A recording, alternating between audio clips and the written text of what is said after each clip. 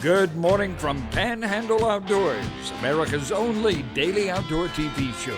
Your source for fishing, hunting, and information for folks who enjoy the great outdoors. Now sit back, relax. It's Panhandle Outdoors. Good morning, folks. Welcome to Panhandle Outdoors. I'm Winston Chester. Glad you're here this morning. Got a big show lined up, but first, as always, want to get our weather. People ask me why I do weather. Well, because it's something we have to put up with as outdoorsmen, and we need to know what's going on out there. All these little things like river readings, moon phases, and all these things are important if you spend time outdoors. Now, if you stay indoors all the time, it's not that big a deal, but most of us get outdoors. High today is going to be 86, low 72. But listen, we got some cool weather coming in this weekend. Water temperature sort of bounced up a couple of degrees back to 78, so that fall migration is well underway. In fact, it's sort of over halfway through from what I can figure out. I'm going to try to get some surf fishing in sometime this week. Also try to go to the river. I got all kinds of things to do this week, but let's go and get this show done. River readings, guess what? I told Jeff I could have done this chart about 3 or 4 weeks ago and just not even repeat it because it is flat out, it has stayed the same now for seriously about 4 weeks. Our Plateau bounced down 0.8. It bounced between a 0.7 and 0.8. Choctawhatchee at Caryville, 1.9. It's hung around 2 foot the whole time. Both rivers, again, I know I sound like a broken record. They're low. Be careful out there and don't go too fast. Tide chart brought to us by Kent Forest Lawn Funeral Home and Cemetery. We have a low tide at 9:11 this morning, a high tide at 11:45. And like I say, the marine forecast, east-southeast, that's been the prevailing winds all month long. East-southeast at about 5. All right, let's take our break and we'll be right back.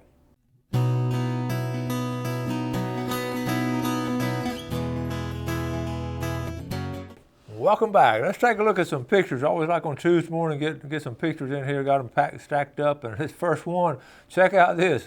Tom Gurley with a just outstanding photograph. Remember about 3 weeks ago I took a picture of a banana spider. Mine wasn't near this clear, but a banana spider, and they're all over the place now. They're prolific, but what a great picture. Tom can get that detail and all, and they really are a beautiful spider, but I just don't like them, especially when they're crawling on you. Tom also sent this one. How about this? Pine straw, you can tell he's been there a little bit. Just the pine needle fall across him. That's a good picture there. Just be aware the gators are always lurking around here. How about Braden Harris? What a nice redfish. Good job, Braden Harris. Michael Harris, I know you're proud of him. He's playing football over at North Bay Haven and fishing. Can't do much better than that. Doing good in school. All right. Evan Zackrell, the catcher today. Check this out. Nice redfish right there. Good job, Evan. Evan's been on here on a regular basis with his pictures. Okay. Nancy Renfro Hallman. Tommy Hallman, check this out. Look at this flounder when Tommy cleaned them. Look at there, the whole pinfish inside. Now, you wouldn't think, the thing about a flounder, the mouth is not huge like a grouper and all, but the whole thing is inside him. That's what they'll do. They'll just swallow it. Tommy Hallman. All right, let's go to the next one here. This is sent to Panama City Fishing. This is not local. This was a actual diving contest over at Orange Beach. It's a spear fishing tournament they have, but this is a 46 and 47 pound gag grouper. It just shows how big they get. Like I say, this is off of Orange Beach, Alabama, and of course they got first and second. That was on Panama City Fishing page there. Okay, Luke Bossler. I show Luke every weekend. Luke goes out to these ponds. He's consistent. These golf course ponds. You can see right there, he's on the golf course, and gets some nice, healthy bass every weekend. Yeah, he's an expert at it. Good job, Luke Bossler, the Bossler boys. John Labenthal.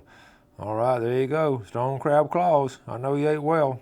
John, I didn't get a phone call from you, so I guess they were good. I like harvesting those crabs, the idea of harvesting. Joe Eddie said it's starting to thin out. Here's a tailgate picture. Joe goes a lot up there in Southport. I always like a picture of fish and game on a tailgate. It just gives it a little something to it. Danny Raffield. Danny lives over there. This is not Daniel, no, this is Danny. Daniel's dad. He lives right next to Presnell's. But this is St. Joe Bay. You just don't see St. Joe Bay this flat very often. That's sort of off his back porch right there. But what a great picture, Danny Raffield. And by the way, the Raffield reunion is this weekend. I may go over there. They always got some good fish. All right, let's see what else I got right here. Chris Kramer, they went out stone crabbing, okay? Chris and some of his buddies right there got a nice mess. Like I say, you can harvest the crab leg, and it's going to keep growing, and the crab will be supplying some more next year. That's Chris Kramer. And okay, that's all I got right there. Somebody had a tractor for sale. All right, now, I also wanted to mention, I had this written down here yesterday. It shows that video of the snakes and all of the COPA conference, and I had a little follow-up on it.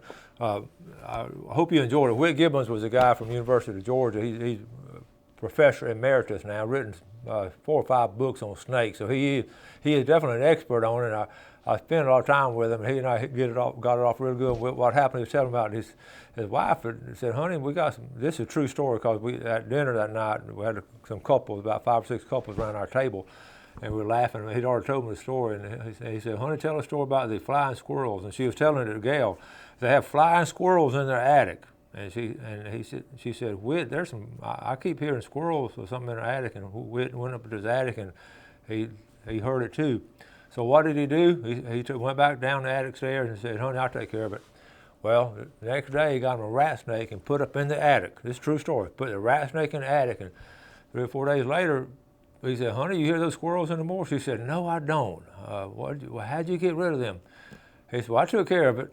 And, and what he done, he put a rat snake in the attic, and that rat snake, of course, took care of all of them. He went back up, got the rat snake out, took the rat snake back outside, and then he told her what happened. And she said, the next time, let's just call it exterminator. But so if you have any kind of anything in the attic like that, don't call it. First option is use a natural predator to get them. Gail don't want to use that. She wants me to call a pest control, but we don't have any. But anyway, that is a great idea for pest control with a rat snake. Also, he mentioned a quick story I got to tell you. We had a new president coming in, and he's from Forest, Mississippi, and he and I got to talk, and I'm really looking forward to this coming year on COPA. But one of the most amazing stories, and it has to do with outdoors, because his mother and father raised him in outdoors. Like I say, he's from Forest, Mississippi, which is north of Jackson. He'd given a acceptance speech that night at a banquet, thanking folks, and he wanted to thank his mom, his wife, and his daughter, 3 important women in his life. He had mentioned his mom. He said she was 106 years old. Well, I'm thinking, she's deceased or something. So I was talking to him the next day, and like I say, getting to know him. Folks, his mother is 106 years old and still living in Forest, Mississippi. And you know how I'm fascinated with old timers and all. I said, well, tell me about your mom. He said, Winston, he said, she still has a great memory. I was talking to her the other day, but she said, he said she can still remember, okay? She was born in 1910. She can still remember as a 6-year-old going down to the train station, standing on the platform as a little girl in 1916 and watching the local boys come down to the railroad and track, get on the platform, and walk onto the train, headed off to World War I. Now, how many folks do you know that can still do that? I told Gail, I said, I may just drive out to Forest, Mississippi, and just talk to her and get that interview, because there are not many people left in America that can remember. Many people remember World War II, but going back to World War I in 1916, she still remembers that. Now, is that amazing? So I may just take off out there one day and talk to her and interview her and all, and talk about, and she remembers the flood of 1920, the biggest flood ever had on the Mississippi River. She remembers that well. It was in 1920 something. So fascinating. That stuff like that just fascinates me. So I asked him, I said, do you have her stories on tape? He said, I do. He's a writer, so he knows the importance of capturing those stories and all. So he does have those stories. So anyway, just want to share that tidbit of fascinating people that you just get to meet at different times. All right, let's take a break and we'll be right back.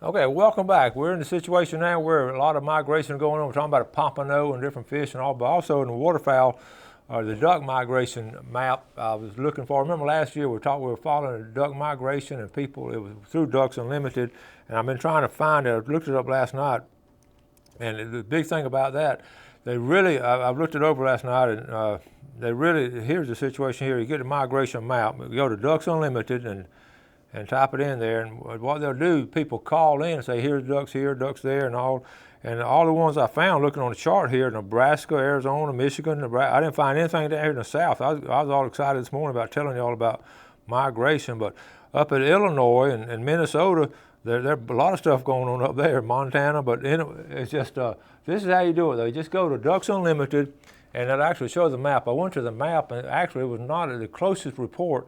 There's one down in Fort Myers, there's one over in Louisiana. That's the only report they had in the whole southeast. So it's still a little bit early for the big migration to come in, which is normal. It's still October. So about next month and all, it'll be really spreading out. I'll keep you informed on the duck migration, and especially the areas like Lake Seminole and Lake Talquin and here on the coast, and these birds be coming in. And like I said before, we're between the Mississippi Flyway and Atlantic Flyway. So actually on the Ducks Unlimited map, they include us, our section of the Panhandle, they include us on the Atlantic Flyway. But I really think we'll get a lot of the Mississippi birds too, so we're sort of in between. So that's interesting, and always something I've been fascinated with when they come in. They'll come in, those big redheads and canvasbacks, and we've had the last couple of years, I say last 3 or 4 years, have been really good. We took it went in the 70s, really strong, and early 80s, and it just flattened out in the 90s and early 2000, but then it really kicked back in 3 or 4 years ago. So especially on those canvasbacks and redheads there. So be aware of that. If you want to follow duck migration, go to Ducks Unlimited and find those maps and all. And what people, you have 2 sets of people call in. You have regular hunters like us, and also the biologists will field a report. They'll show, they'll say, okay, as a field biologist, this is what I've seen on the National Wildlife Refuge up there, like up in Decatur, Alabama, is always a good one off the Tennessee River. That's interesting. Okay, so I talked about that. Also, Ronnie Groom sent me some information. Wanted me to just mention, Ronnie's one of my big sponsors from day one. He said he's got plenty of guns, ammo, got scopes. Now, it's a great time of the year. Make sure your scope is sighted in, but go down and get a good scope from Ronnie. Black powder. Ronnie's been the headquarters for black powder for a long time. Also, he mentioned, and these black powder guns, I was down at a CEOPA meeting. I was looking at Connecticut Valley Arms, CVAs, and it's amazing at the progress they've made in the muzzle loading guns. They're not really muzzle loaders now, really like a regular rifle. I noticed at the beginning of the show, that old lever action, in the beginning of the show, we show every day, that's my original muzzle loader, and that's still a lot of fun to shoot. Probably not safe anymore, really, to shoot it, but game cameras, make sure you got your game cameras going. Feeder stands, the feeder, the stands they set them on. By the way, I have some bear-proof poles. If anybody, some of these big old poles, I'll get you pictures and show some. I've got a bunch of those. If some of y'all want to check me out on that. The big thing about the feeders, the advertiser. Let me know if y'all have tried that tickler. That's a really good idea. Tom Martin has it. He showed me how it worked and all. And I know if you leave your corn there a while, and if you don't, at times you just don't get to it, and it will clog up. And what that does, and also he has a squirrel-proof container you put on top. You take the whole lid, just throw it away, and then take one of his. He's got a metal one on there that fits right on these feeders. So if you have trouble with squirrels chewing, I know I did for a long time. They'll get out there and they just chew and chew and chew, and they finally get into it. It takes a while, but they'll get into it. So that's a big problem. So call Tom Stanley. I was saying about it last night. I mentioned that to y'all. Like I said, the game cameras. Make sure your game camera's running good. So C&G Sporting Goods got all this stuff down. Knives, we got a good selection of knives and guns. He also has some good used guns down there. So Ronnie's been one of our big sponsors from day one. He hadn't been on the show lately, but he did call me, want me to mention these things here. He's going to come back on soon, okay? Ronnie's still working at his age. It's amazing. I hope I'm still kicking around and working like that when I get as old as Ronnie. I know he's watching this morning. Just kidding, Ronnie. Bill Kramer, don't forget we got the contest going. All you do is go by and drive one of those Chevrolet new trucks, test drive it, put your name in a hat, and you can get a chance to win. I don't know if we're going to start this Friday. I got to touch base with them. We're going to start soon as far as giving stuff away and all. The tree stand, nice tree stand. Run by and look at that tree stand. And it don't cost you anything. Okay, I also had seasons. I want to make sure I understand, talking about squirrels. Squirrel season is underway. I haven't heard a lot of reports on people getting squirrels. And it started October 8th, runs all the way through March the 5th. Now that squirrel hunting is a lot of fun. If you get a chance to go out squirrel hunting, especially if you got like a little Jack Russell dog or some kind of little terrier dog, they love to tree them. They'll retrieve them for you and all that. I haven't done that in years, but I've been with folks with those little squirrel dogs. It's just old timers call them squirrel dogs, and a lot of these old timers have squirrel dogs, and a lot of times the squirrel is shot and they'll crawl up in a bush or something and hide from you. Those old dogs will get them. So squirrel hunting on the river, I know it's a big deal. I know the big campouts are coming pretty soon, that week before Thanksgiving. They're going to be doing it down at Weewall. Muzzleloader opened up the December 3rd through 9th, okay? That's going to be real nice down there. So also, over Juniper Creek, okay, Juniper Creek Wildlife Management Area, that's on Highway 20 between Panama City and Bluntstown. It's on the right if you head toward Bluntstown. It's sort of nondescript looking place, and you sort of sneak up on you. Just a little sign there that says Juniper Creek. This is interesting now. That's set aside by the FWC as a family hunting area. They're going to have 5 different family hunts, and it's for the weekend hunts. It's an ideal situation, really. It's for taking families there. The stands are already built in. They got plots and everything set up out there, and you have to enter to get drawn. Now here's what I was reading, okay? I read this out of Calhoun Liberty County Journal. It's going to be 5 weekends, but listen, it's going to be, the drawing, you got to enter now, okay? The drawing is going to be October, let's see, about 11 a.m., October 21st. That's this weekend, that's this Friday. Now you have to, here's the thing, here's the kicker. You have to be present for the drawing. You just don't hear that anymore. We have to be present for the drawing. But this, it says right here, must be present for the drawing that will be held at 3 p.m. that day. So this Friday at 3 o'clock, and I'm assuming this is Central Time in Calhoun County, 3 o'clock. Now you got to have all the applications filled out by this Friday morning at 11, and then they're going to draw Friday afternoon, okay? And they'll be picked up. It's going to be at the Forest Service in Bristol. So I guess that's where the drawing is going to be. That's interesting, okay? So you want to do that family hunt, you got to get drawn and be there for the drawing. All right, let's take a break. We'll be right back. Okay, welcome back. I was thinking about being there present on Friday afternoon. I know a lot of folks are working on Friday. It's going to be hard to be there, so try to send a family representative, I guess. And that's an interesting situation, but it's a good idea to have places for the family to hunt. And it's going to be, I'll give you more details on it. It sort of snuck up on us. I didn't know we was going to do it then. Let's look at fishing game time for today. We're looking at times at 2:32 to 4:32 this morning, and this evening from 3:02 to 5:02. I was passing, speaking of the area, I went over the Apalachicola River and the Choctawhatchee River. Last couple of weeks I've gone, I've had 4 weeks of traveling, and it's been fascinating. I'm tired and ready this week. I'm tired of traveling. I'm ready to stay home this weekend and get some rest and also get some fishing done locally. But one of the things I want to cross the rivers and all, I always like to look at the rivers, and I was crossing the Choctawhatchee, and I was thinking about, you know, that river comes out of Alabama. There's no dam control on it. Then it will cross the Apalachicola the other day too, and that comes out of Georgia, and it's just dams all along the way.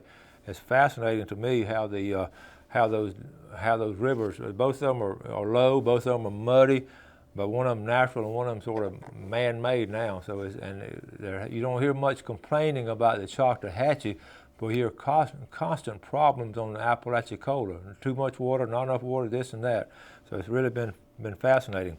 But also, while I was on one of my travels, I was up there in Tennessee and talked to the guy that owns the bait and tackle store. It's right next to Walter's place, and I got to talk to him, and he was showing, Mason and I were talking about fishing up in that area and this and that, but we got to talking about snakes and spiders, and he said, I got bit by a brown recluse 2 years ago.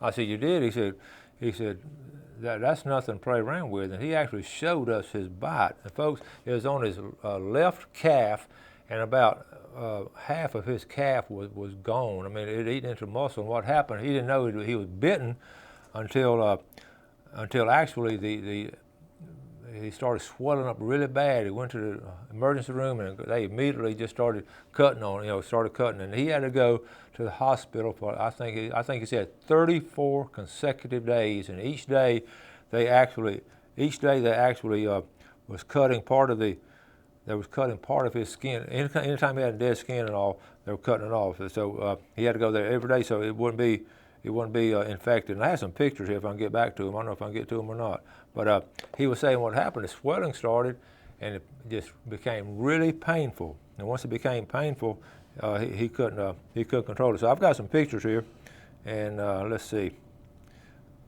Here's some pictures. Here's what a brown recluse spider bite looks like, okay? First of all, let's look at the spider itself. This is a brown recluse spider, okay?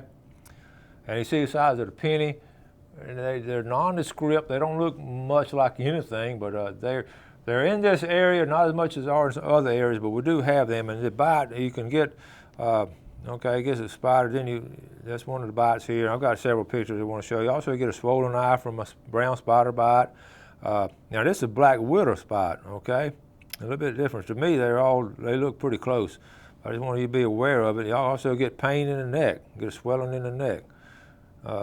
And also your tick bite or spider bite. And the tick bite, you pretty well see the tick. And the big thing is watch it from day by day. Actually, they draw, put a little magic marker on the draw and everything. So, and then this is a classic brown recluse spider bite right here. So that's one to just be aware of that, like I say. And also one more, if it blisters up on you, see this blister right here, about the size of a pencil eraser, that could be bad too. So I'll show you these things because we're all outdoors and we're all out there, and we'll be exposed to it. Another thing too, I always get fascinated traveling through, either South Florida, coming up here back to North Florida, up there in Tennessee, coming all through Alabama and all. I always look at the farmland. At this time of year, I get fascinated by the bales of hay, these huge round bales of hay. I bet we saw thousands and thousands over the last couple of weeks, even coming back from Louisiana. It fascinates me at how they're doing it now. Remember way back in the day, they had all you see is just little square bales, but now everybody's going these big round bales, not square bales. And I asked a good friend of mine years ago, it's George Cochran, who was from Eufaula, and he had a lot of cattle, and I said, why? I said, do you like these round bales? He said, no, I don't like them for my cows. I said, well, why not? He said, well, the big thing about these square bales we've had them, I could always rest assured that my cows got a square meal. And that was his favorite joke he told. He said a big round. But these big round bales are really, got plastic around them, they last a long time. And there's cattle out there, and a lot of times you see the cattle, if you look back far enough, several times on these trips, I've seen some deer back on the edges of the shadows, okay? Wrap it up, got a big show lined tomorrow. Hope you enjoy today. Always do something good for your fellow man today. Have a great day, and God bless. Thanks for watching America's only daily outdoor TV show, Panhandle Outdoors with Winston Chester, featuring hunting, fishing, and other activities and information to help you enjoy the great outdoors. Join us next time for Panhandle Outdoors.